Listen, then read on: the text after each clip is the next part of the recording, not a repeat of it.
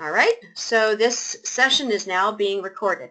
So first of all, I'd really like to welcome you to the FCA's online critique program with people in all over the place in Canada belonging. I think there's only over 2,500 members to the FCA right now. This is something that allows people like myself who have expertise, who don't live in the Lower Mainland, to be able to help other people who are looking for expertise and that could live anywhere. So I think that's just going to be a really good program, and I'm hoping it's going to be a strong program. My name is Kit Bell. I'm a signature member of the FCA. I've had my AFCA since 2015, and I show a lot through the Federation and through local art shows here in Kelowna. And I really do see art as a journey for me. So again, as I was mentioning before we started to record it, I like to look back at where I was, 2-5 years ago, and how my art is evolving. And I always quite enjoy seeing what direction it takes. So I've been to art school. I went to art school at the Ottawa School of Art quite a number of years ago. You have to take art school with a grain of salt. I've taken lots of workshops as well, and I've started to give workshops. So that's kind of where I'm at with that. Now, what I'd like to do is find out a little bit about each of you. I would like to find out where you're from. I'd also like a little bit of information about your art background and what are you specifically hoping to get out of this session today. And I do see that we have another person on the screen, or at least in by phone. Is that either Margaret or Beta? Margaret. Margaret, okay, so you're here too. I'm having trouble getting the GoToMeeting on my computer for some reason. It says I don't need a password, but they keep asking me for one. Okay, try, I'm actually not too sure about that end of it. Try 1241, 1241. Sorry. Try. I'm sorry, what was,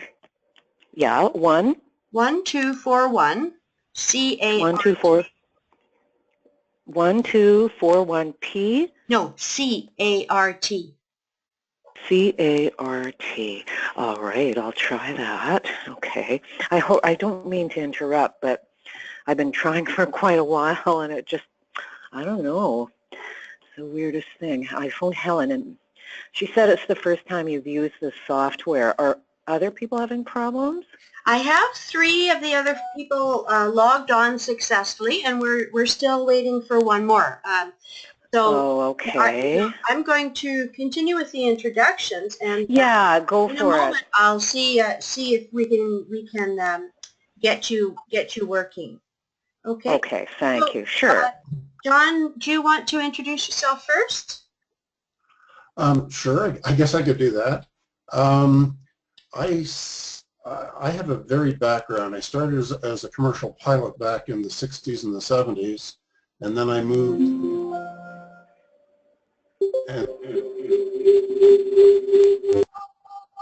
That's okay. We're just making one more person. That would probably be me. Okay. Hang up your phone, Margaret. Margaret, you should be still there.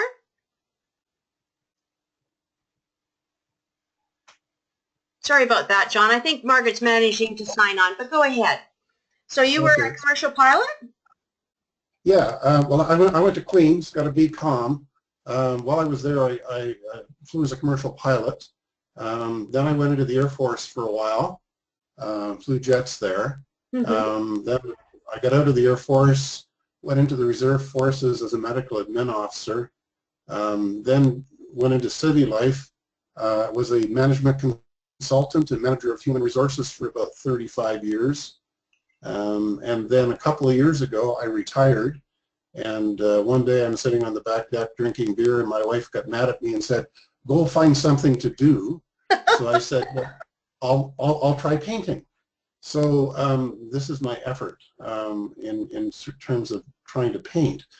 So I have a lot to learn. I've enjoyed it. I really enjoy landscapes. I've been very fortunate. I'm in about 5 different galleries and gift shops in Banff and Lake Louise in Calgary. But just trying to get better at what I do. Awesome. Well, I get a bit of a giggle out of that comment about your wife telling you, to find something to do.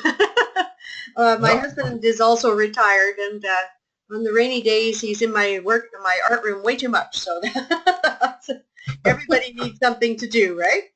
Oh, that's good. So, Petrina, first of all, Margaret, can you hear us?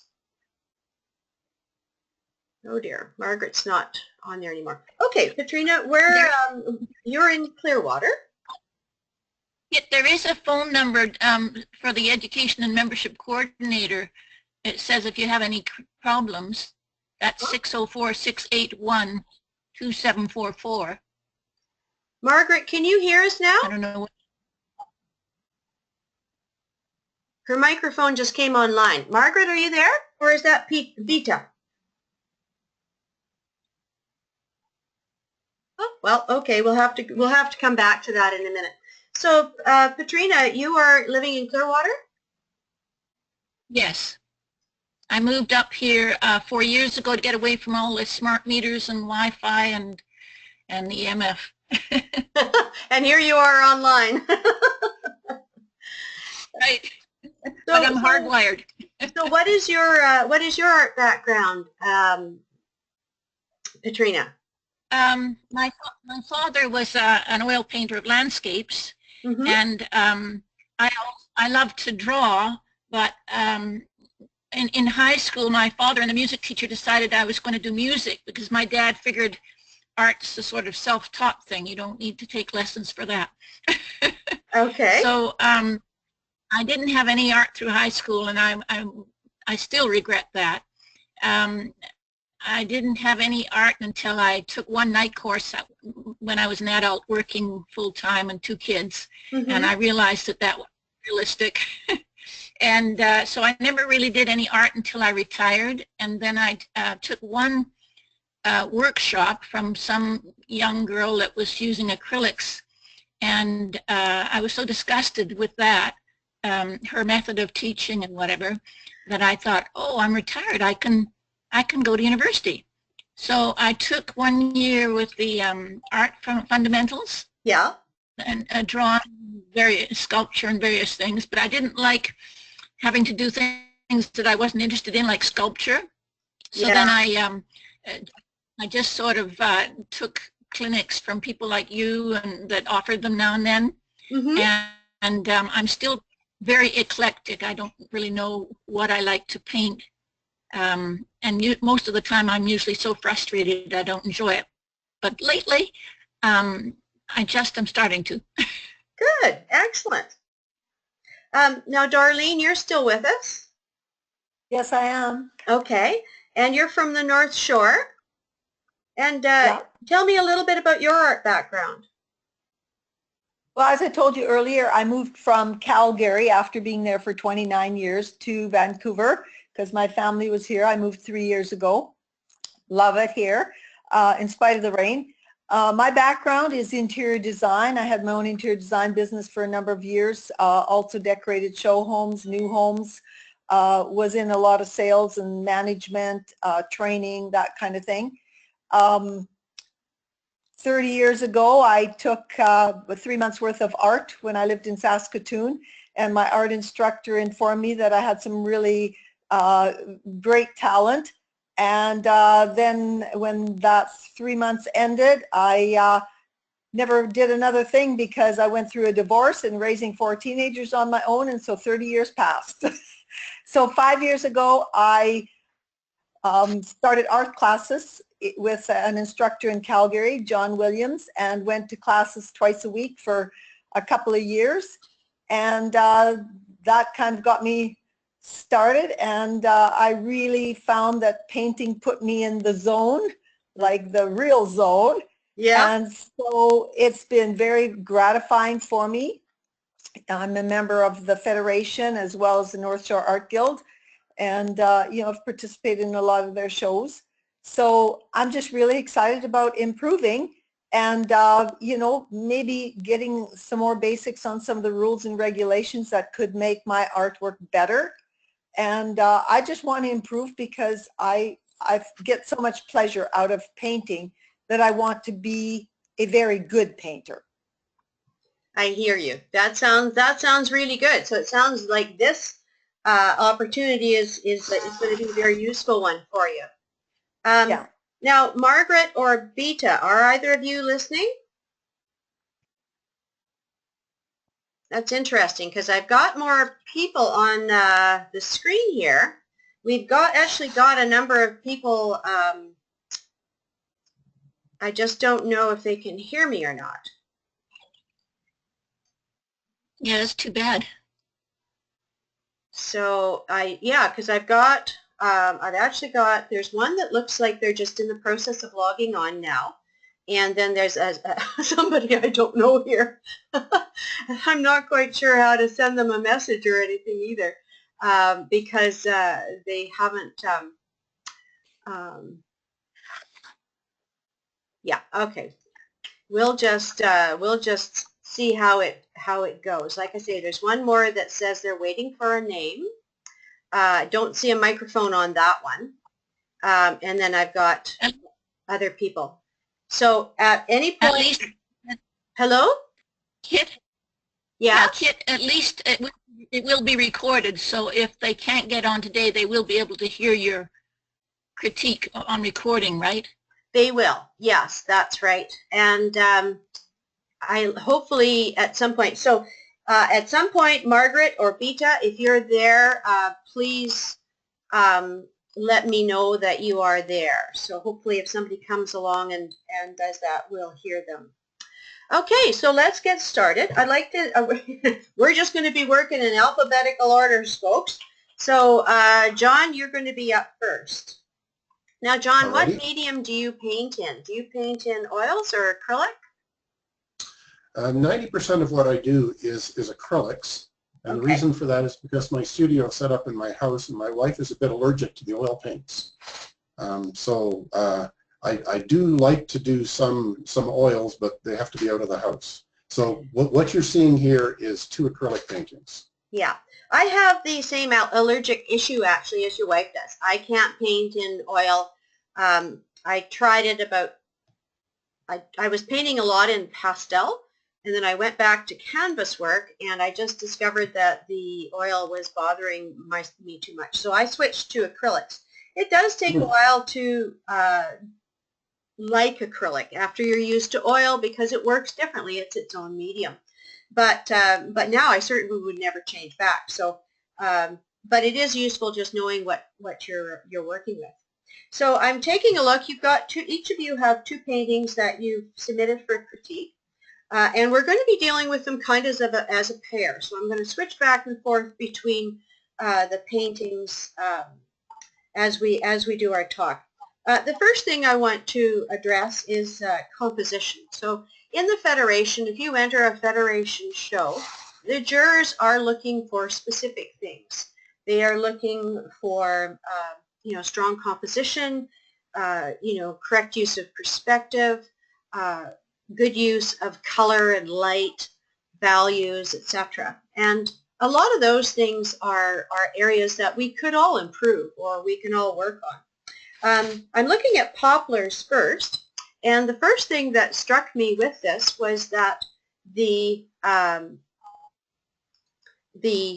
main poplar, the big poplar that's right there, is dead center. So compositionally, it just draws my eye to that one tree, and it makes me look at sort of that one tree, basically drawing a little bit too much attention to it. You could look at that as if you'd move that particular tree either to the left or to the right, it might be a stronger composition. And actually, I was looking at it last night, and I thought, you could actually just take this tree right out. If this tree wasn't here, then you would have, this tree over here. You would have this group of 3 and then the one on the right-hand side, and that actually would make a nicer sort of rhythm across the painting than having this big one in the middle.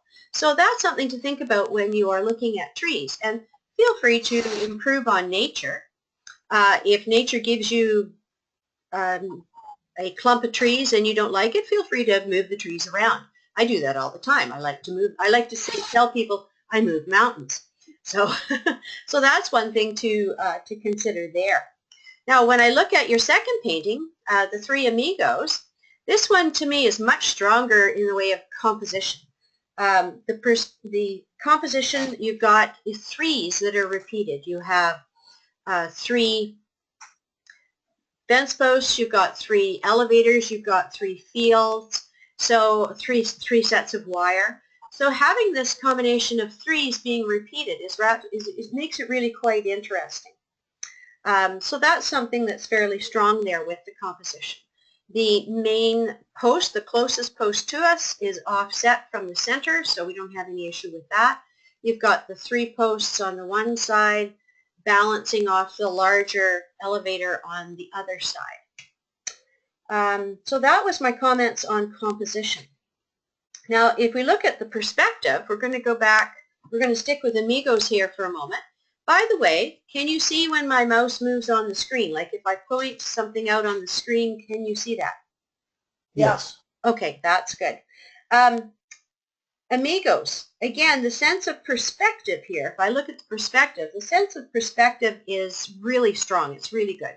You get that feeling of things going away in the prairies, going off in the distances. It has an interesting, slightly uphill view. That might bother some people in that it might look like the world is not level. But hey, the world isn't level, and there are, gently rolling things on the prairies. It's not totally flat. So I kind of like the fact that we're looking uphill a little bit, and that the elevators in themselves are just over the top of the hill. And again, I find that quite interesting. The modeling and the texture on the posts is really, really well done. I can feel the rough texture on those posts. I can feel the barbs on the wire. And that, again, gives me a strong sense of form in the painting. Now, if I go back to poplars, I don't get that same sort of sense of the three-dimensionality of those trees. They look a little flat. They're not kind of as modeled as the posts were. And the sense of scale somehow seems just a little bit off. So the poplar's tree leaves are very tiny, but then the trunks seem rather large. And then the branches, again, are sort of rather small. So it's just sort of like a sense of scale there that seems to be a little bit off. And when I look at the mid-ground trees, so this is these trees here in the middle, in the back, they're quite small, which would imply to me that they're way off in the distance, and yet they're very detailed. Because they're detailed, that's sort of telling me that they're close. So I've got a little bit of a conflict going on in my brain there. Are they close or are they far away? So just something to think of. I think the sense of scale, etc., in the Three Amigos painting is much stronger. Do you have any comments on that, John, or any? Yeah, I never thought about that popular poplars one. That you had some really interesting comments on that. It never occurred to me, but I can see what you mean. That tree in the foreground seems to stop the eye from moving back through the painting, doesn't it? Yes, it does, and it's interesting. Yeah. The other trunks have more interesting shapes, like they lean a little and they move, and the one in the front, the big one, is just so straight. Yeah, you're right. Yeah, I never thought of that before. And another comment I would make, as I'm looking at this on the screen, I'm saying the orange grass in the second level seems to be too bright. Well, and that's something I'm going to mention when I get to the color section of it. So yeah, the one that you had here, this one, you definitely have some aerial perspective going on. this Yeah. area is much paler and cooler than the foreground. So you have a sense of distance, not only by, your vanishing point perspective, but also with the use of your color. Right. Okay, let's go on to the whole color and light aspect. This is another key thing. By the way, I am a landscape painter. I do other things. I do occasionally do abstracts. I do animals and birds sometimes, but my love is trees. I love doing paintings. And so a lot of my comments are geared, of course, towards that. Now, color and light. There's, to me, in the Amigos painting, there's a good sense of light coming from the left. So as you're coming in this way, the light is hitting the side of the elevators. You've got shadows on this side. Your posts definitely tell you where the light is coming from. So the light is coming in, hitting the post, and this is the shadow side of the post. However, there are no cast shadows on the ground. Right. So I would expect to see a shadow coming from the base of this post out this way or this way, depending on where the light's actually coming from.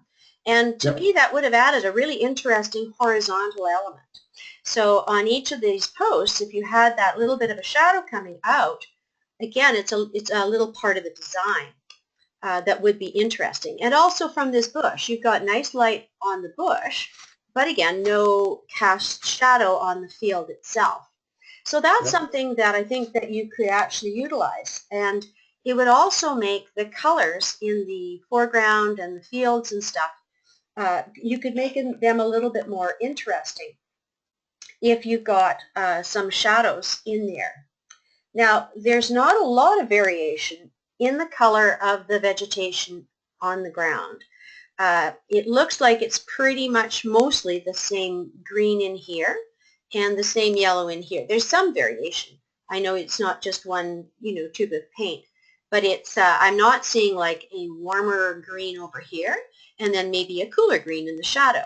And that, I think, would have provided some interest to that. Also, too, I think the transition from this is probably canola or something, John? The transition from the yellow part of the field to the green part of the field, it just looks really abrupt. This line here, I think that if you look in nature, you would see a little bit of the yellow through the green, and there would be a little bit more of a transition here. So that would be something I think that you could play with in future paintings, especially if you're using this type of subject matter. I think it would be really interesting to do that. You've got very strong lines in the post. You've got very strong lines in the wire. So if you could soften the transitions between the colors in the fields, I think that would make that painting a bit stronger. Right. Okay, so now on the poplar side, in terms of color and light, I would love to have seen these trunks modeled a little bit more like the posts. So if you look at the posts here, they've got little cracks in them that run up and down. They've got a light side and a dark side and whatnot. And these are a little bit flat.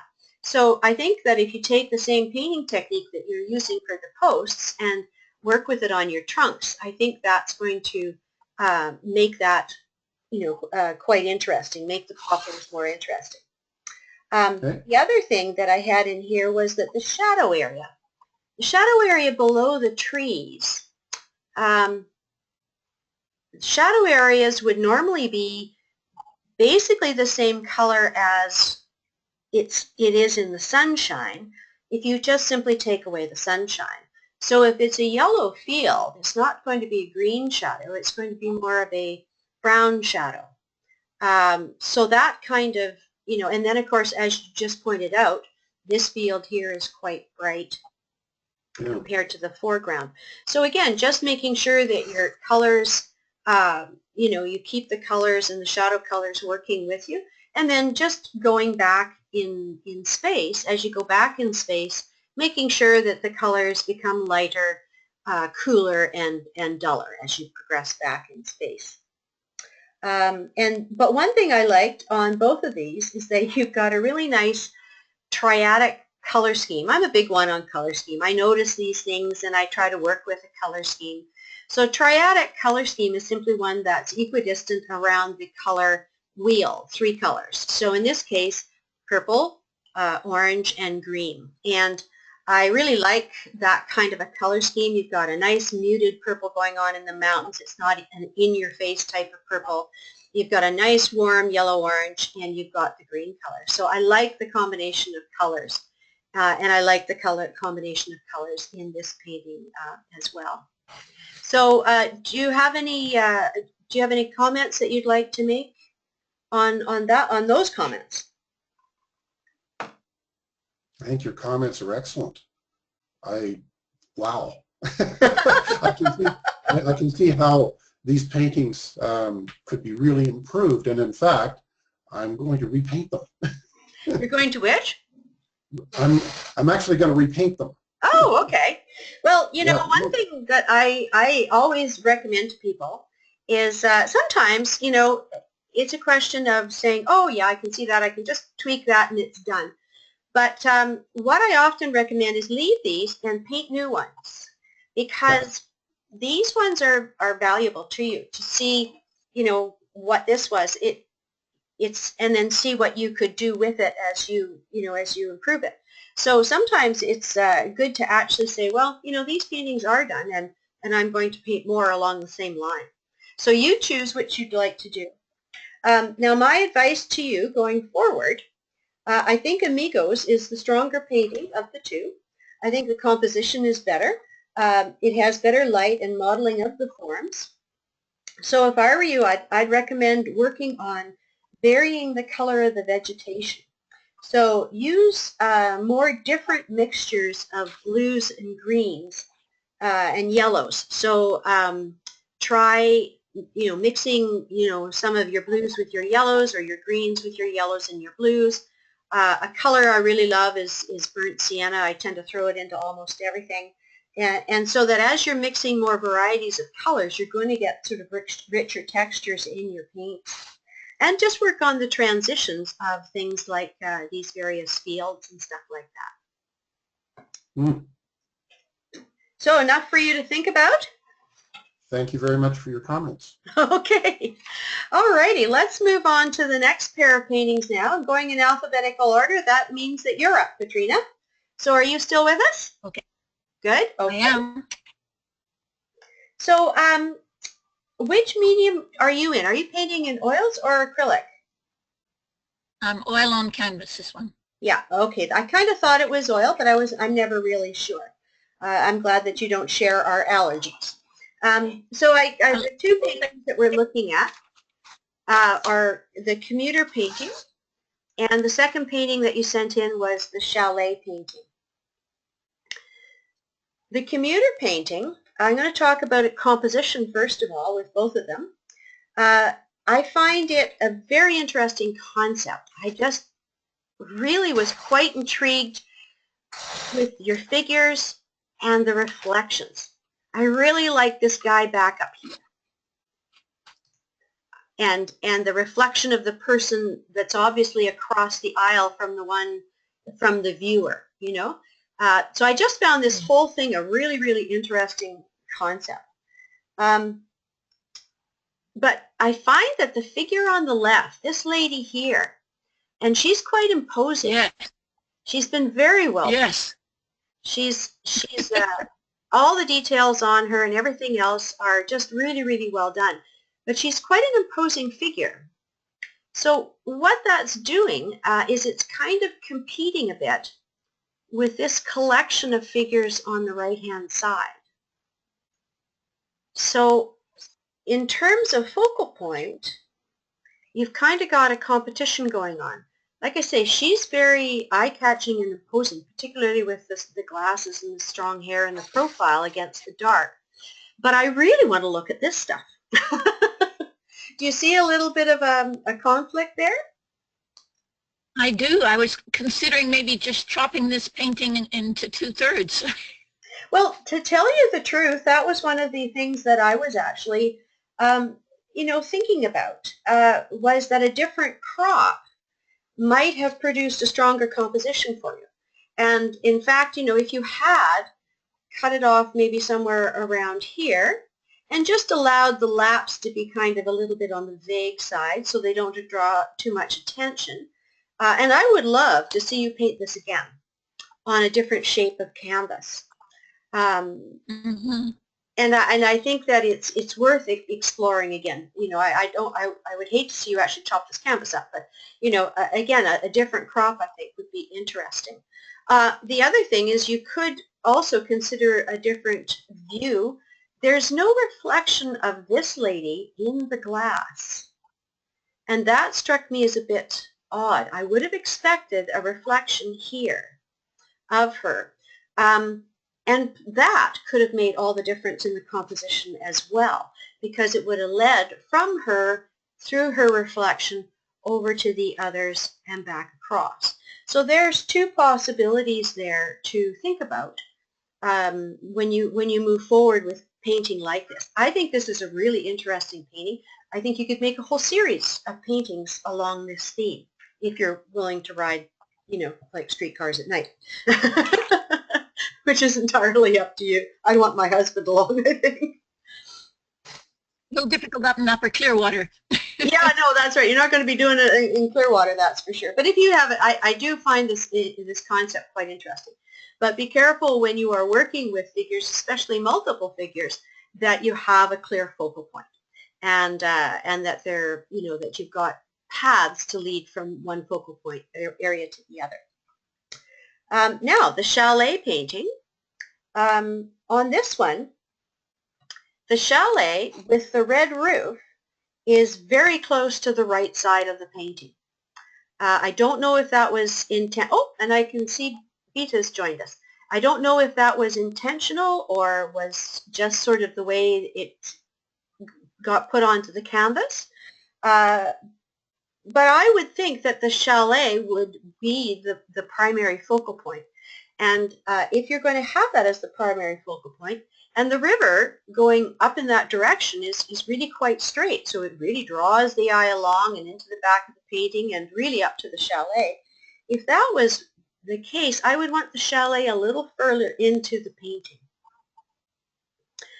Leaving it on the edge kind of allows the viewer to come in, see the river, go up to the chalet, and bloop, they just moved on to the next painting. So it's providing a speedy exit to your painting.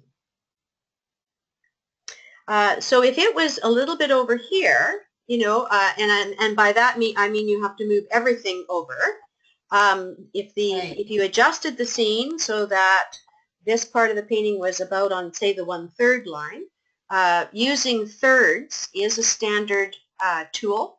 So if you cut your painting in thirds horizontally and also vertically, then anywhere that the third lines cross is a so-called sweet spot.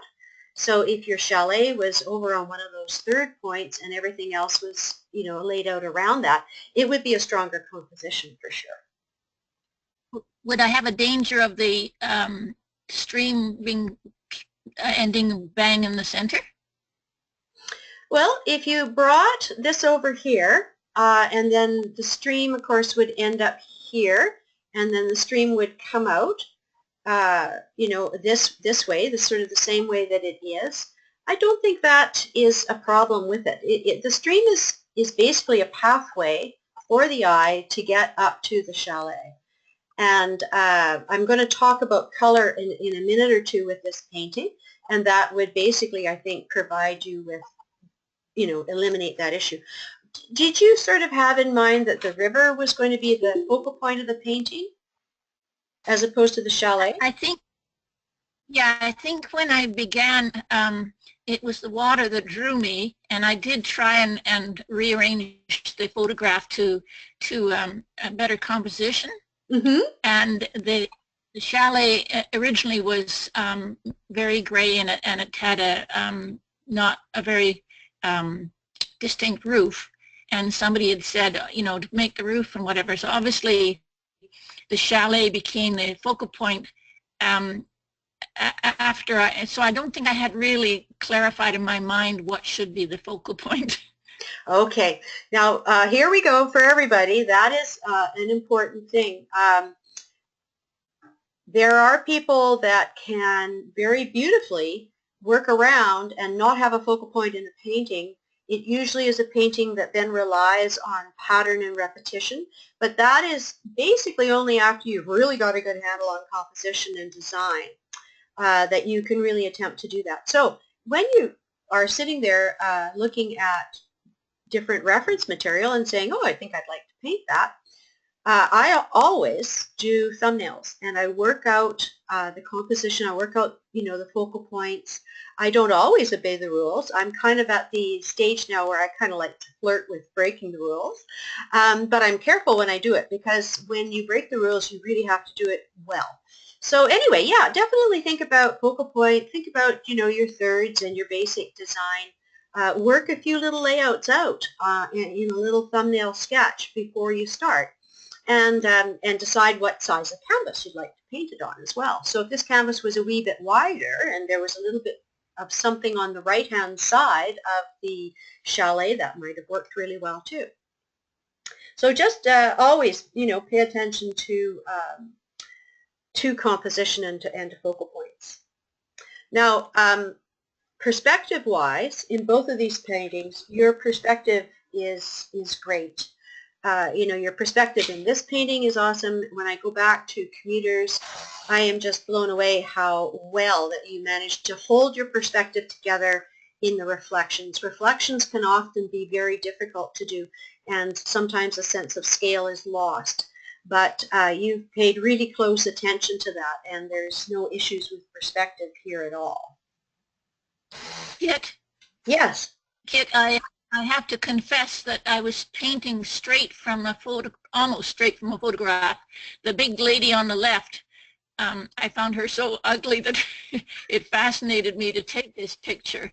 And behind her was a lady who was actually sitting in similar posture, but it made the front lady look like she had a double face or something. So that's why I made the other person lean back, but of course that's probably why there's no reflection, because I didn't, that's the only part that I didn't copy from the photograph.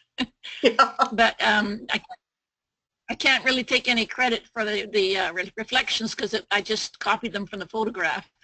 But that is actually, when you're dealing with perspective, I think that is the path you have to take. If you've got a strong photo reference with no distortion or anything like that in it, and you have a complex scene like this where you really have to get the shapes, the sizes, the relative scale to things on there, you really need to pay attention to your photographic reference and make sure that your drawing is accurate to that. So no, I think, don't say that you can't take the credit. You definitely can take the credit on that.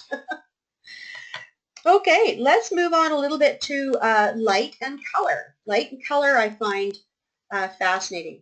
So the Commuters, I find that this one is a really attractive color scheme. You've got lots of yellows and greenish yellows and orangish yellows in it.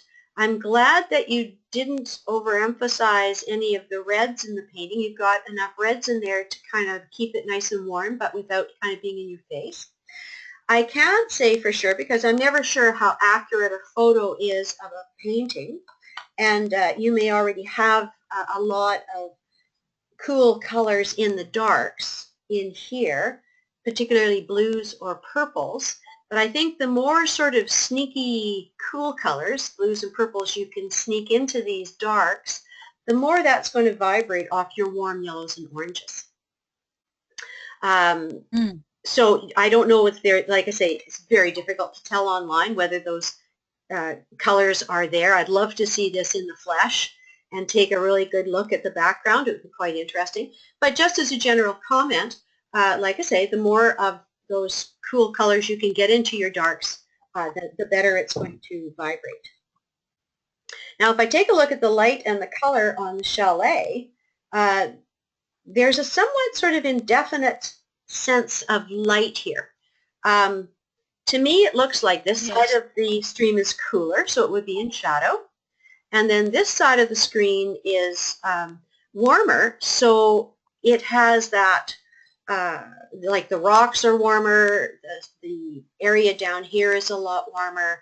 So that implies to me that this area back here and this area here is more on the sunlit side. And we've got that perky little bit of blue sky, so there should be some sun somewhere, even if it's a bit filtered. But the chalet is very gray and dark.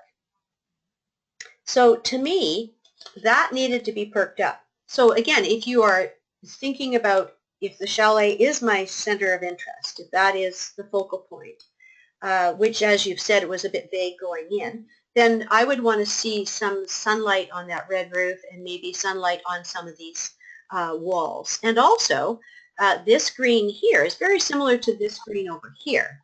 If this was the more sunlit, warm side of the valley, I would expect to see some lighter and more sunlit greens on that. This has a very interesting color scheme. Again, it's triadic.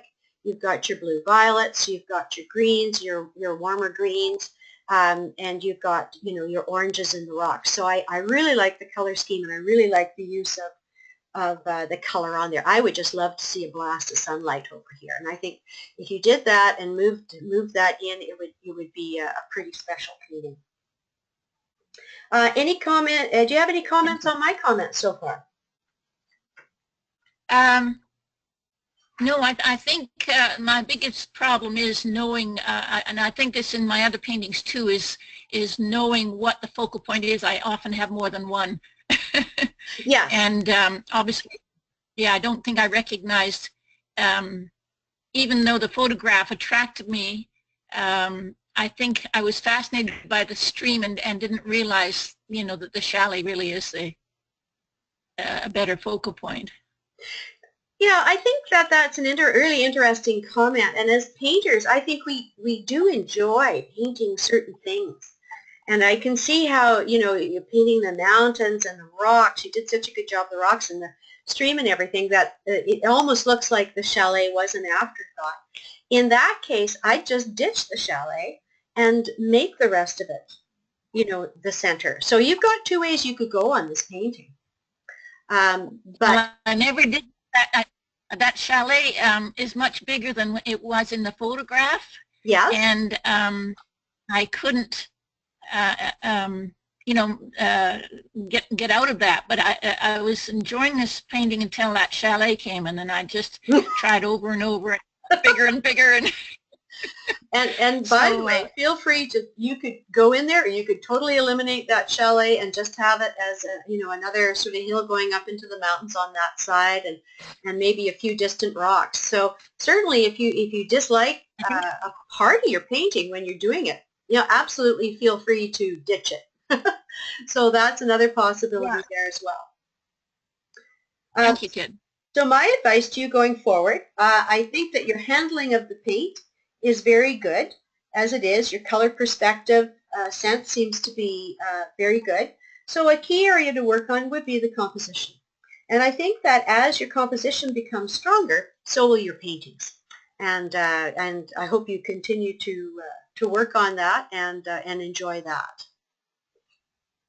Thank you. The bluish mountain on the left of center, is that a little too strong or too detailed as far as the edge of it goes?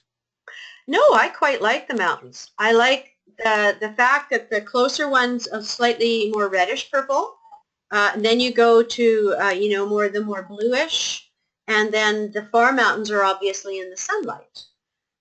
So I find that very effective, and I find this little ridge of trees very effective. Like I say, it's all part of sort of a radiating composition. This painting was meant to have a radiating composition.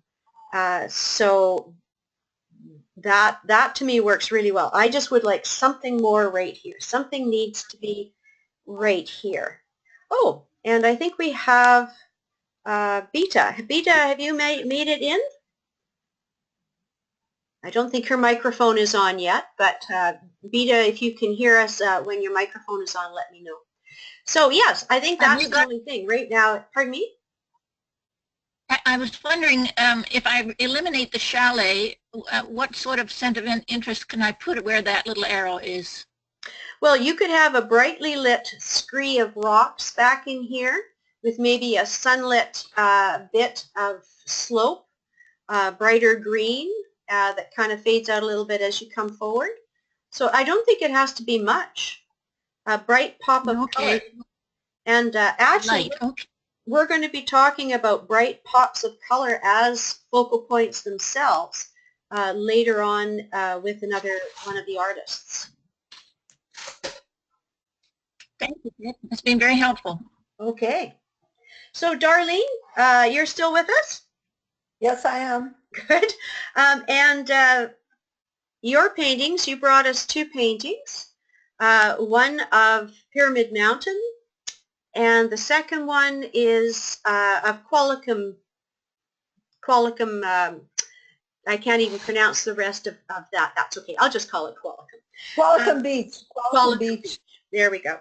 So it's looking across the water to Lasqueti Island. Okay, I'll let you pronounce that. That's fine.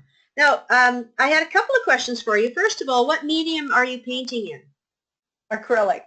You're painting in acrylic? Okay. And also, I was wondering how accurate, like if you look at the picture that's on our screens right now, how accurate is the color in that photo compared to the painting itself? Is it fairly accurate, or do you find it darker, or what? It's accurate. It's accurate. Yes, okay. Very accurate. Yeah. It's always hard to know what you're looking at when I'm looking at something online, when I'm looking at images of painting as a juror or something like that, and I go, gee, I wonder what that painting looks like in real life. And so that's just a good thing to know that that's fairly accurate.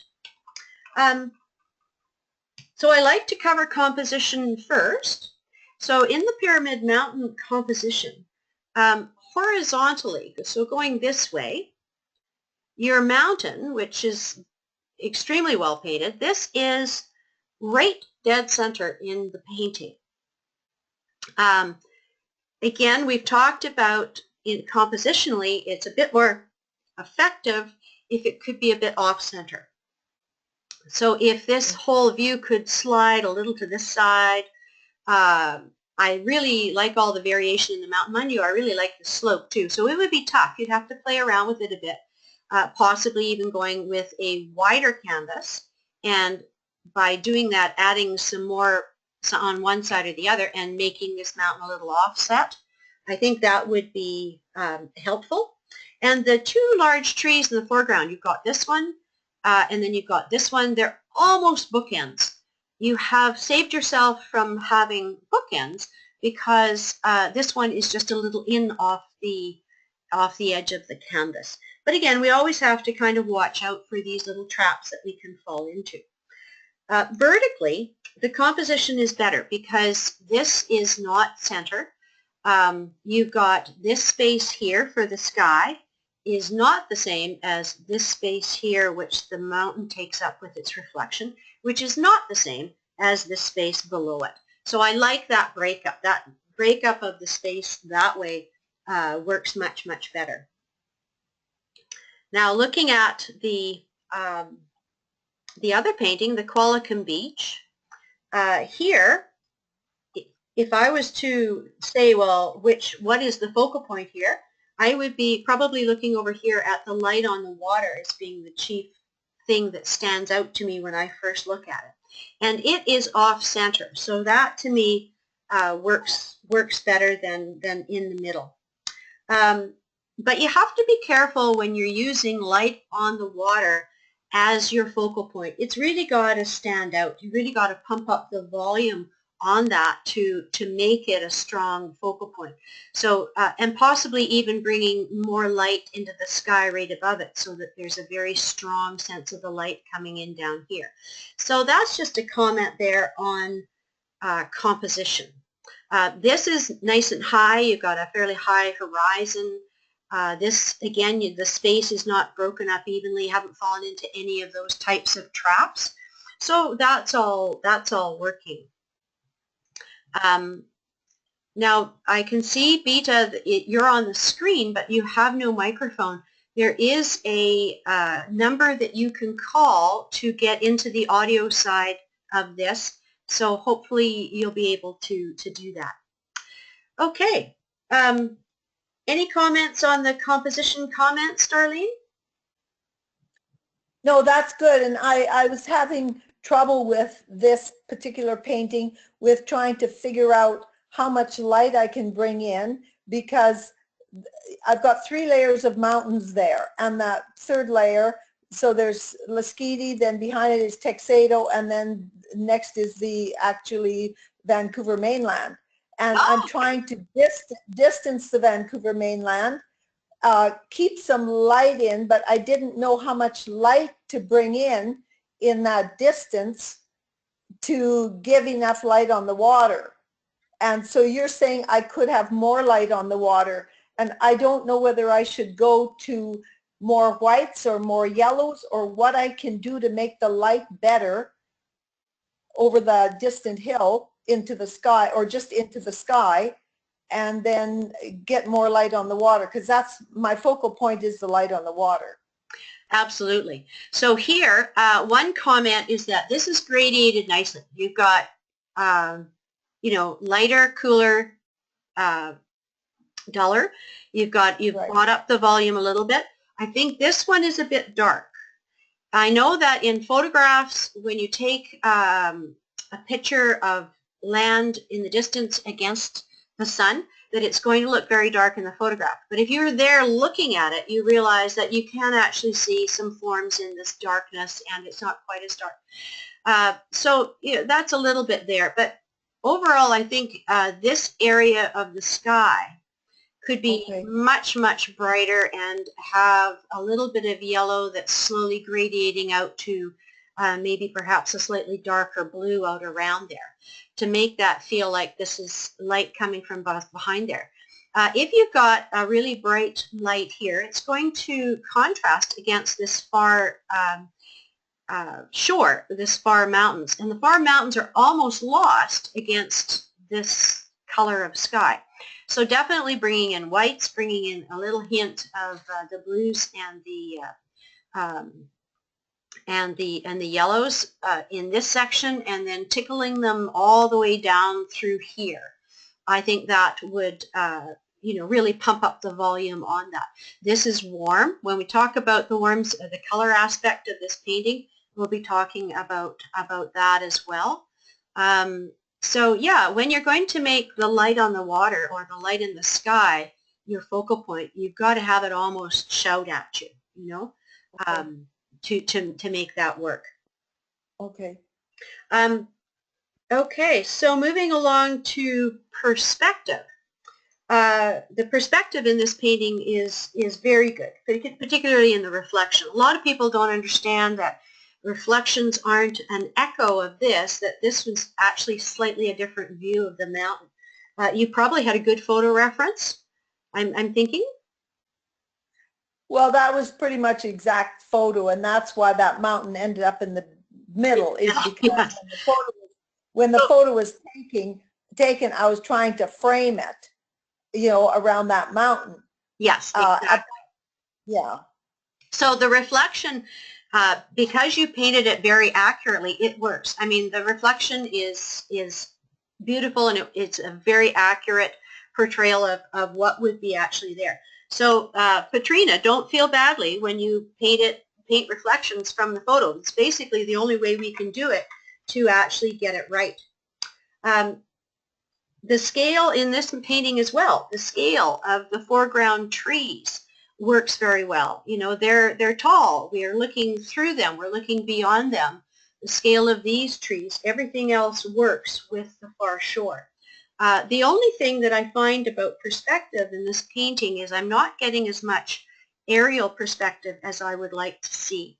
Aerial perspective is the basically the idea that as things recede from us, they become lighter, cooler, and duller. So if you look at far mountains like this one, you know, you have gone from a darker mountain to a mountain that's a mid-tone to a mountain that's much lighter, and they're getting paler, they're getting cooler as they recede. In this particular painting, I'm not getting as much of that, and the darkness of these trees here is so close to the darkness of the trees on the far shore that I'm really not kind of getting a sense of distance between those from a color perspective. From a perspective, the shoreline in this one, to me, just isn't kind of working quite right. It just doesn't kind of look like it's reading flat and coming out properly. And again, the scale of the waves, to me, when I'm looking at waves, the distance between these little ripples and waves, as it comes towards you, that distance is going to increase a lot. And in here, it's not. So that kind of interferes with my sense of perspective as I'm going back in this painting as well. So, you know, you'd have to go back here for the shoreline and really kind of consult the reference material, just like you did here, consulting the reference material to get an accurate reflection of Pyramid Mountain. If you took a really close look, you would probably find there's a minor difference in here somewhere between the way that you painted it and the way that it's actually there in the reference. Do you have any comments on those comments? Yeah, on that landmass that juts out, what is it that's missing? And I'm feeling something about that I'm not really settled about, and I can't figure out what I need to do to fix it. I've worked on that a few times. I had that point that comes out, you know, kind of where your arrow is. I had that more rounded, and then it just felt odd. And so then I looked at my reference pictures again. I had several of them, and then I changed it to the one that was more jutted out, which seemed better, but there's still something that doesn't give it the perspective that I want to have in terms of creating the shape or the reality of it. What could I do to make it more real? I think this part is fine. This is the issue right in here. So I'm not sure if this is too steep, because I haven't seen the reference photograph, if it needs to be sharper. This little thing here is probably a wave that overlapped a bit of the sand when you took the picture. Right. So this is the area that I would work on in here. I would go back to your reference photographs, take a look at multiple ones, because you know, the waves are definitely influencing where the shoreline is at any given second as the waves come up. And I would take a look at that. This part is not an issue for me. It's more this part. Now, the other thing is the waves themselves. So out here, you've got, you know, fine lines, which is good, because out there you're not going to see a lot of waves. As you come into the shore, you've now got to think of the increments between these waves, and you've got to increase the increments between the waves as you get closer. So part of the issue is that right here, you've got the same distance as right here. So my gut tells me that this is just as close as this is, and it's not. Okay. So you've got to figure that out. Maybe these need to be closer together. For sure, these probably need to be further apart. So there's got to be much more space between these ripples as they're coming towards the shore. This one here, again, you know, maybe just doesn't need to be there at all. So if you can fix the perspective of the waves, get the waves sorted out as they're coming in, and fix maybe a little bit in here, I think you'll have your perspective issue solved. This is not a small problem for painters. This is a huge problem for painters. You're certainly not alone in trying to paint, you know, the water as it's coming in. That's always hard to do. But once you get it figured out with the perspective of the waves and stuff, then you're going to be really happy with it. And going forward, when you paint that type of water again, you're going to be much happier going with it. Can you give me just a quick comment on the foreground, what your feeling is about the rocks and stuff and the shrubs? Well, the rocks I like the variation in the color and whatnot of the rocks. I just find the shrubs very stylized. Right. So these ones out here, these guys here, and basically the same sort of thing here. They look quite stylized. and I'm not sure that the style of these kind of fits the rest of your painting. Can you tell me a little bit about that? Yeah, I guess in my head, I was trying to do something rather than being really realistic. I was trying to do it a little bit more impressionistic, Mm-hmm. and so I didn't really try to make the shrubs look like, well, the picture itself didn't have those shrubs in it. They had like weeds. And I was trying to create something that looked a little bit more like a distinct shrub plant of some sort that was kind of abstracty and not realistic. So maybe that doesn't fit with the rest of the painting, because I was, in my mind, I was going to have this be quite abstracty. I think you're spot on with your comment there. You're absolutely accurate. This part here works for me very well, and the rocks themselves, but it does look like you kind of made this other stuff up. I did. And you know, we always get ourselves into some trouble when you try to make stuff up in a very representational, realistic painting. Right. So what it's doing is it's kind of attracting my attention when I'm Right. kind of thinking that's probably not where my attention should be so much. Right. So I think if you tone that back, if you tone the stylism of these ones in particular, see these ones work a little bit better for me. And these Right. ones here are just a little bit too arbitrary. I'm just going to zoom in on that a little bit. But you see these ones are a little arbitrary in that these are warm and these are cool, without any Right. lighting that sort of explains that. Right. And these ones here in the foreground are kind of, again, a little bit arbitrary in which ones are warm and cool. I kind of like that. And I think that you could try to explore a piece of this. Like if you zoomed into a smaller section of this painting, let's just do that while we're talking about it, and said, okay, I'm going to take this chunk and I'm going to make a much more impressionistic, abstracty type piece out of it. I think that would be very interesting to explore. Right. But when you take that whole thing and you put it in, you know, quite an interesting, realistic background, I'm not sure so much that it works for me. Yeah, so my mind was conflicting in terms of what my idea was and then what I ended up actually painting, because I wanted to get the beautiful look of the sun on the water with the distance, which was very, very attractive. But then the foreground was something that I did have to create, because the foreground in that actual picture was really boring.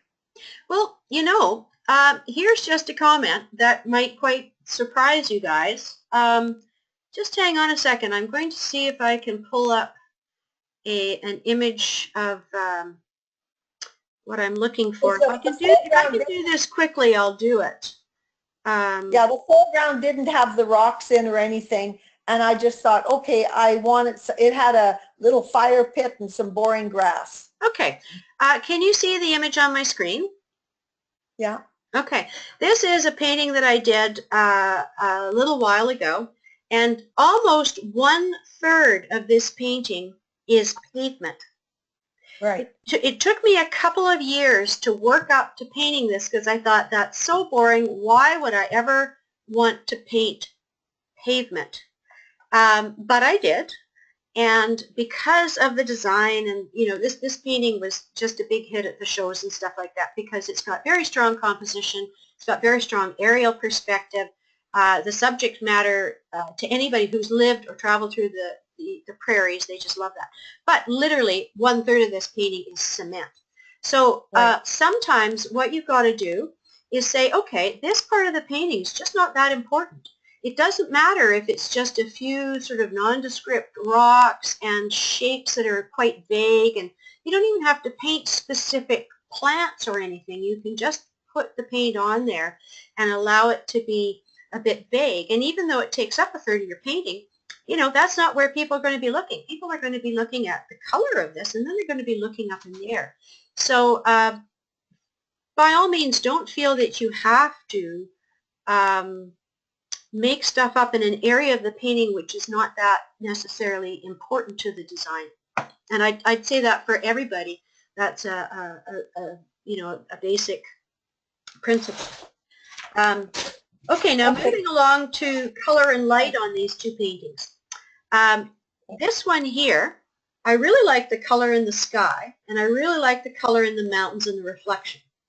But the foreground trees and the far shore trees are very, very dark. And I suspect that you were very accurate to the photograph, and that the photograph, your camera basically lied to you. If you were there, you probably would have seen a lot more colors in these foreground trees. But working from photo references has that particular issue, is that the sensors in the camera or in the film aren't actually the same as what our eyeballs are. So when our eyeballs are there, we see different colors than what is going to get recorded on the camera. The other comment that I've got in here is that this blue down here is extremely strong. This blue kind of is too strong for the rest of the painting, because the rest of the painting is really pretty neutral. So, and the reflected clouds are just, again, the contrast between the clouds reflection and the blue of the sky. It's just a bit too strong. It's very distracting in this painting. So even though the photograph may have shown you this color and this darkness and stuff down in the reflection, I think as an artist it's up to us to just bring it into the same sort of color scheme and whatnot as the rest of the painting. And I would love to see some better greens and stuff in these foreground trees, some warmer colors, some cooler colors. Okay. In this painting, this one last layer of background is a little bit dark, but overall this is a very interesting color pattern. You've got really nice warm colors, you've got very nice cool colors, and the play between those two, you've basically got a complementary color scheme going on here between the yellows and the oranges and the blues and the purples. And I like these warm tones down here. I like the play between the cool and the warm down here, and the way that it takes you right back in the painting. So good use of color there. So my advice going forward would be to pay a bit more attention to what's going to be your focal point when you design your paintings. Learn the pitfalls of paintings from photographs. So there's lots of information online. There's lots of information in workshops about how to paint and work with your photographs. And make sure you're painting from really good photographs that hopefully you took yourself. I think you take your own photographs, don't you? I do. Yeah. And always, when you're there, if you're going to take one photograph of something that you like, go ahead and take 50. You don't have to worry about film and developing anymore. It's all digital. So, zoom in, zoom out, take other shots of the area while you're there, so that you got lots of material that you can work with. And then if you just work a little bit on balancing color and value, so that your darker values can have a bit more color in them, I think that's going to lead to some very strong paintings. Okay, thank you. So do you have any questions for me before I move on to the next person, or? No, I really appreciate. Oh, just one quick question.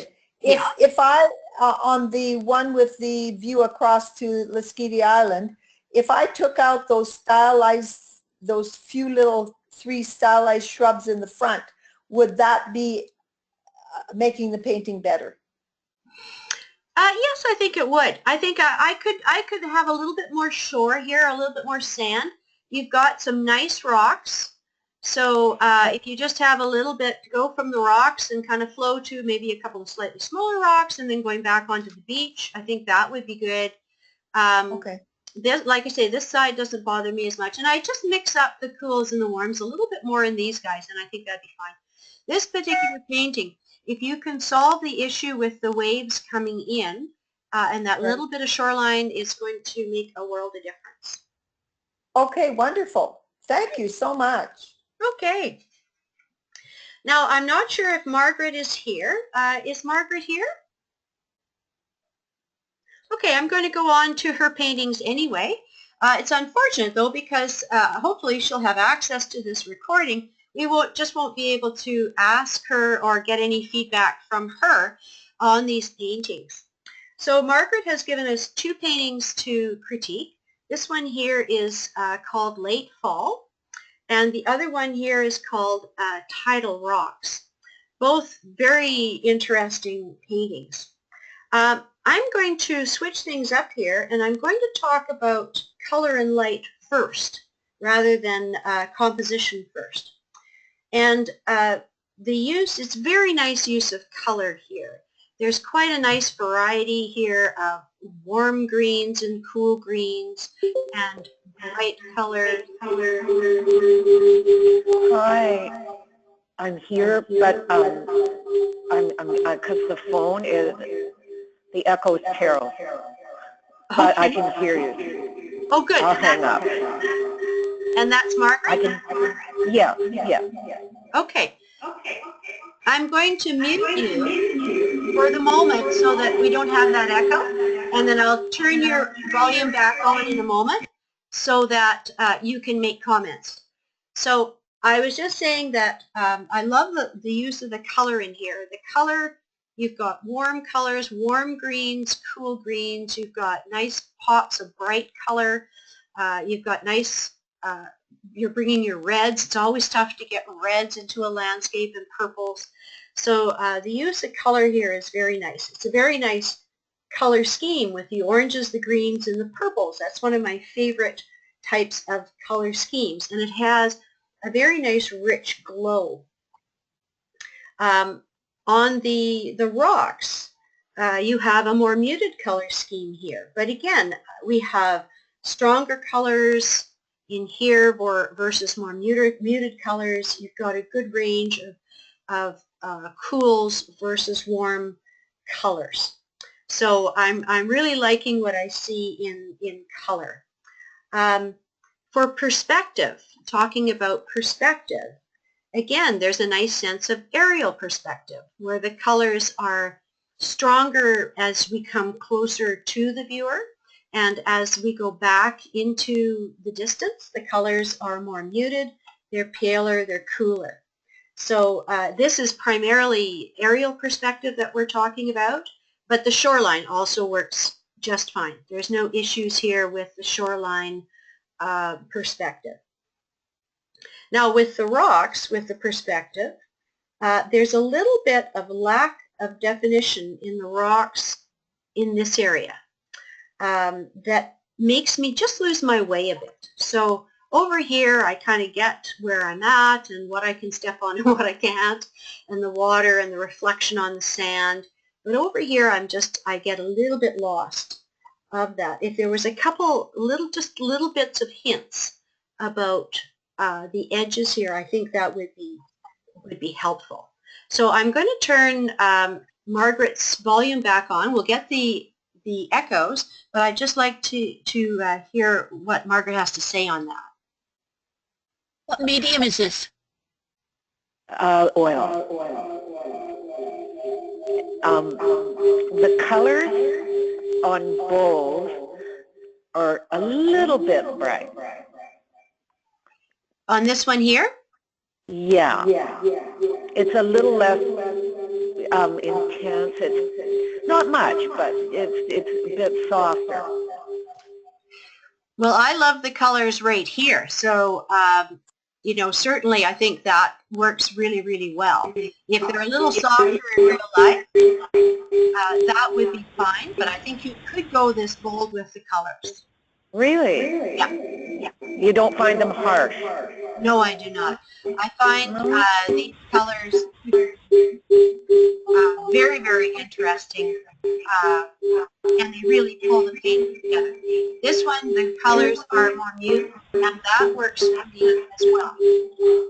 But I did want to ask you about this area. This area here to me has lost a bit of definition, and I just need some kind of little hint over here. I could do that. I could put that in.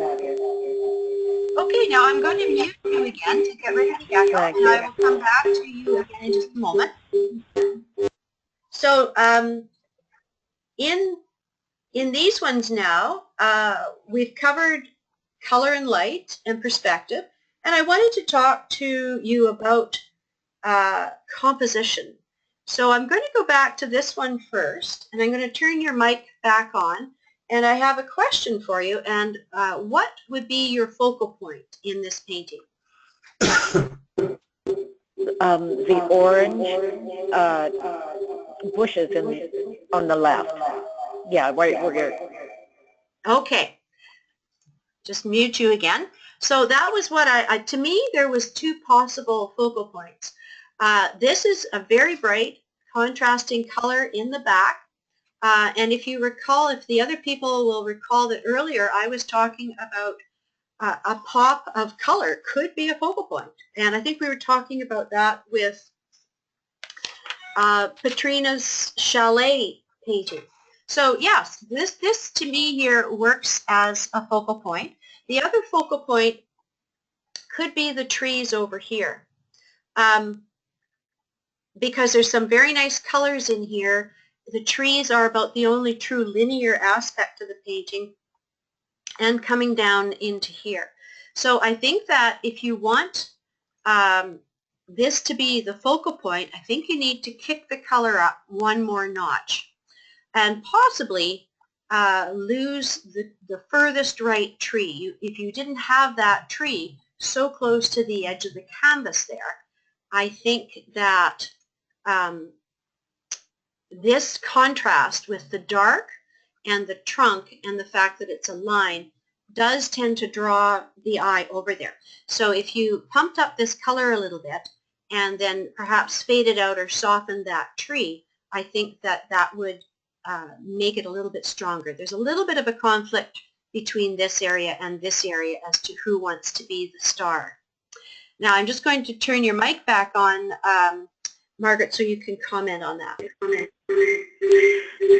I really see what you're talking about.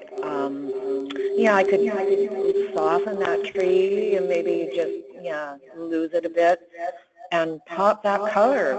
Yeah, cad orange right out of the tube. That's basically right. So, you know, I'm not suggesting necessarily that you make any changes to this painting, but definitely if you want to change it, fine. But definitely going forward, just thinking about things that I've said there. Sure. Now That's great. Okay, I've just muted you again, so I'm going to go back to the tidal rocks. Now, to me, the focal point on this one was this rock area here, mainly because it's the brightest against the potentially the darkest. So you have very bright areas and then this rock in here. However, again, I think I need a little bit more of an edges in here. It's so undefined that it doesn't quite make it as the focal point.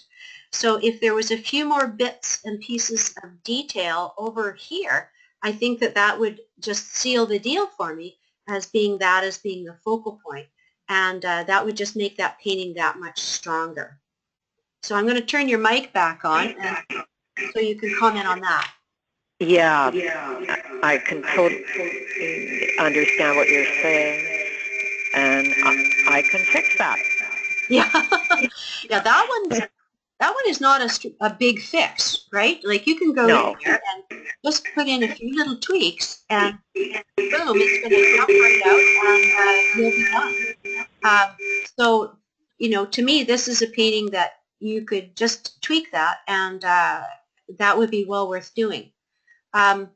So my comments, my advice to you going forward, I really like your handling of the paint and your color. I would work on design and composition, designing around a focal point, and don't be afraid of the occasional hard edge to punctuate your work, because you have a lovely soft way with your paint, and putting in the odd extra little bit is definitely going to sort of punch it up. But as you know, as we all do, we are all, I think, working on composition and design. I think that's how we make all of our paintings stronger as we progress. and just, sort of seeing the focal point and going for it with a bit more strength. Great. Yeah, makes a lot of sense. Thank you. Do you have any other questions before we move on to the last person? No, that seems pretty good. I can work on that focal point in the design. So whenever we're working on paintings, and this is a general comment for everybody, when you're working on paintings, always be aware of the focal point, and you don't want focal points to compete. So if an area in your painting is starting to compete with the focal point, make your focal point stronger, or mute out the other area, or switch focal points. Sometimes a painting tells us where they want the focal point to be. Okay, now is there any other comments that you'd like to make, Margaret? Because I'm going to have to leave you muted for the rest of the session just because of the echo. No problem. Okay. There we go. All right, now I can see that Beta is joined us on our screen, but I don't see any microphone for Beta. So we're just not going to be able to get her comments on the paintings, but I'm going to review them and critique them anyway. And if any of you have any comments that you'd like to make after the session or questions, feel free to email me at kitbell@shaw.ca. My website address is kitbell.ca, and my email address is kitbell@shaw.ca. So again, Margaret or Beta, if you have any, or any of you, if you have any further comments or questions you'd like to make after the session, I'd be happy to get an email from you and to respond. So Beta has said, sorry? Do we know what medium this is? Well, this is definitely watercolor. So I could figure out. By looking at it, you can quite clearly see that this is watercolor. And so is Beta's other painting, which is this one. And again, quite clearly watercolor. And Beta obviously has quite a bit of skill in this medium. She's using a granulating color to get some interesting texture up in the clouds. I wish I had this good control over my watercolors, let's put it that way. But I always lose the light in my watercolors, which makes me then turn to gouache, which is opaque watercolor. So Beta, I'm going to start with composition. So Riverside, this is a very interesting composition. I really like the use of diagonals here. So you can see diagonal patterns coming down this way and down here this way. There is opposing diagonals coming through this way. I really like the use of diagonals in composing a painting. I find it quite strong. Now there is a bit of an intense dark up in here, which just kind of comes a little bit close to competing with what I feel is the focal point down in the rocks down here. There's a lovely contrast of warm versus cool color down in here, which draws the eye. But if this got any stronger, it would be very much competing with this area. So that's my only comment on that. There are lots of eyes for the path to follow. Again, if I enlarge this a bit, you can see the eye can just roam around all of the rocks in this painting. There's a lot of visual interest here for the eye to follow. Certainly, if I saw this painting hanging on the wall, I would stand in front of it and look at it for quite a while. Compositionally, this one, the far end, I find the composition a little bit weighted to the left. There is more things to look at over here. There's branches and trees, there's a tractor, and there's figures. But as you move over to the right, there isn't as much. There is the boat, and it's hard to say because, again, I don't have sound coming from Beta. I can see that she's logged in, but I have no sound from her. And it's I don't know whether the boat was intended to try to balance the composition or not. But to me, the composition is a little bit weighted to the left. So not quite as well balanced a composition as this one. Now, from the point of view of perspective, in this painting here, again, the perspective is very good. Never lost your way at all with the perspective in the rocks. We're closer to these rocks, therefore we're looking down at them more, so you're going to see more of their round edges. As it goes back into the distance, we see a little less of that. So totally makes sense from a perspective point of view. In the far end, again, the perspective is excellent. I like the effect of the figures going up and over the dune or whatever this is right here, the shoreline. It's a neat way of doing it. It's like John's paintings of the grain elevators. They were slightly on the other side of the hill. And it's a nice way to do that. And I like that effect right here, that these are on the other side of the hill. If I had to be slightly picky, and I don't really like being really picky, but I'm supposed to be, so whatever. The only thing with perspective here is that the tracks that are going off into the distance could perhaps be slightly wider apart as they get closer to us. But like I say, that's really being picky, and it's a very, very small thing.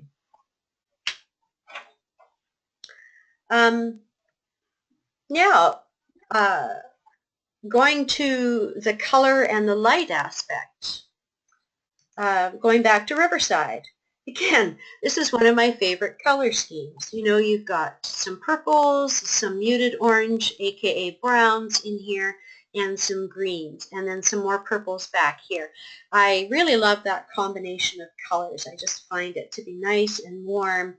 I also like the balance of chromas, the fact that there are some more pure colors. Chroma is how muted a color is. Is it straight out of the tube, or has it been muted down with other colors? So there's some very nice neutral colors in the rocks, but there's also some very nice pops of stronger colors in it as well. And you know, Beta, if you're reviewing this video or you're listening to this video right now, I would encourage you to maybe push that even more. I think you could go with a broader range of chroma and have the colors even a little stronger in the foreground and allow them to remain muted in the background. I like that aspect of your work, and I'd like to see you push it a bit more. Now, when I look at far end, I'm not quite as happy with the colors in here. And it's mainly the color that you've chosen to do for the water. So the sky, that granulation, that sort of muted color up here, the lack of the leaves on the trees, the figures with their jackets on. This is all telling me that it's probably at a very cool time of the year, winter, late spring, late fall, something like that. But this color that you've used for the water back here is almost kind of too cheery.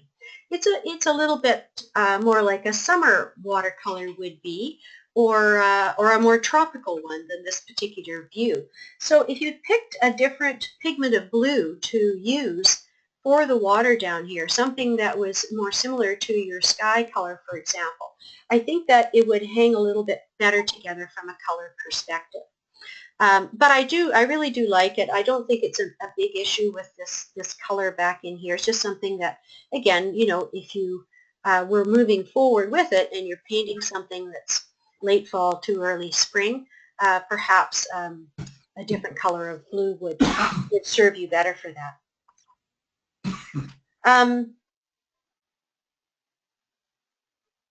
Advice going forward on this?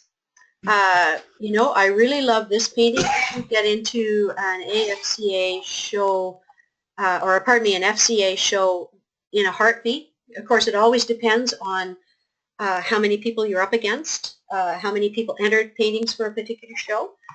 This one, I think going forward, I would try different crops of this.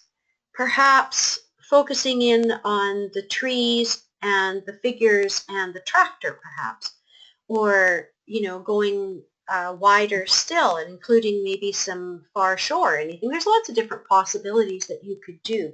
So again, coming back to composition and planning your composition out on your painting, and then again, just looking at your colors. I'd love to see you continue to work with these color schemes and these things, perhaps pumping the color up even just a bit more. And in here, just when you're working with this kind of a scheme, choosing your colors and deciding what pigments you're going to use in your color scheme. When you're combining blues and you're combining purple blues with the more sort of cerulean, phthalo-y type blues, you've got to think about how will those go together. But I really do like these paintings. And basically, unfortunately, we can't get comments from Vita because I would be very interested in hearing that. And Vita, you're more than welcome to send me some emails on that, and we can perhaps discuss that further via email. I've really enjoyed all of these paintings. I've really enjoyed working with you guys and working, you know, commenting on your paintings and getting your comments with these paintings. For me, as a painter and as a juror, I'm always looking at this sort of stuff and what are the strengths of a given painting and what could perhaps the person do going forward to make their paintings stronger. So it's very much been a pleasure working with you guys on this. And I'm just wanting to know if anybody has any last sort of comments to make, or before we wrap this up. So I'll just go down the list so we don't have everybody talking at once. John, do you have any comments that you'd like to make? No, just want to say thank you. Okay. Now you're quite welcome. How about you, Katrina? I had a question. Yeah? I have a terrible time with doing shadows, and I'm wondering, I know that sometimes that you say add a, or it's said to add a complement, but, and also sometimes it says to mix darks or something. Any quick suggestion about shadows in general? Well, yes, I do. I don't like to create shadows just by adding a dark to the body color.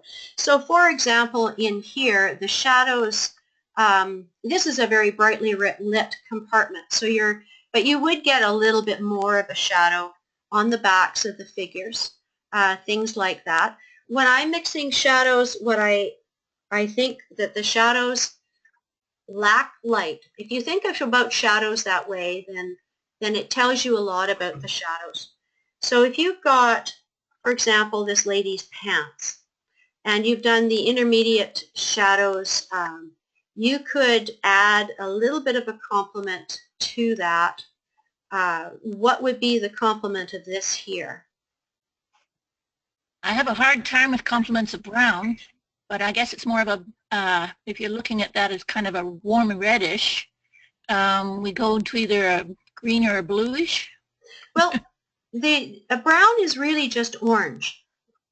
It's a dull orange. Okay. So if you're dealing with a brown, you could add a little bit of a blue.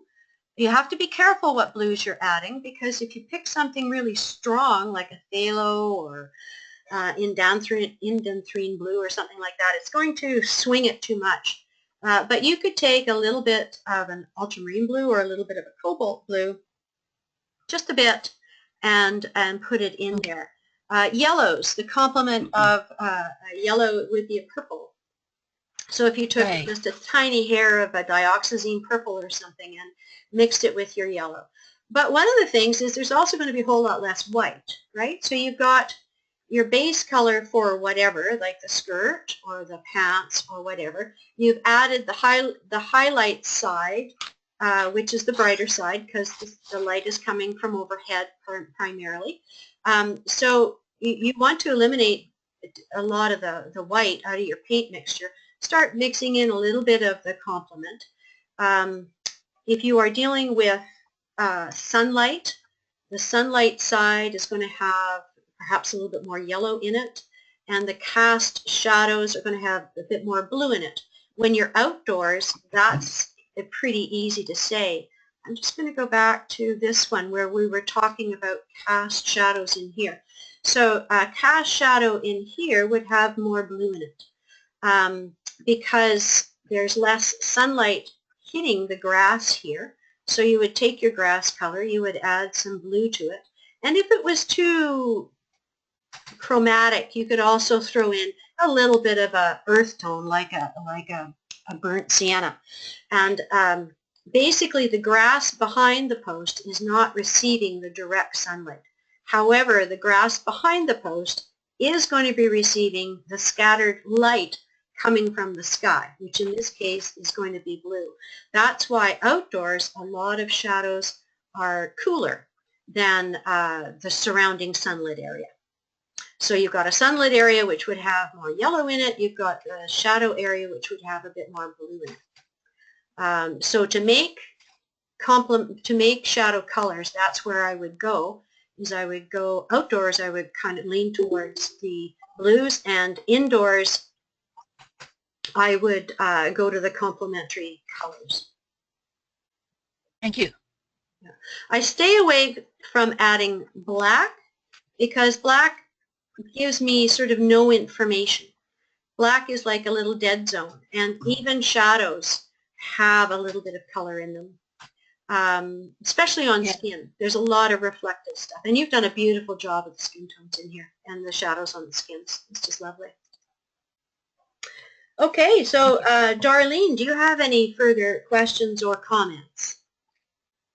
Well, I just want to say thank you. This has been an absolutely valuable session for myself, and learning about the comments on other people's work has really given me some, good ideas on future work. So this is a great service that's being provided. Thank you. Awesome. Well, I'm glad that you guys have enjoyed that. I think Margaret took her phone off, which made sense, and Vita doesn't have a mic. So anyway, yes, it's been my pleasure to do this, and keep painting, guys. You're right on the right way. Thanks a million. Yeah, that's good. I'm going to stop recording now, and then I'm going to end the session.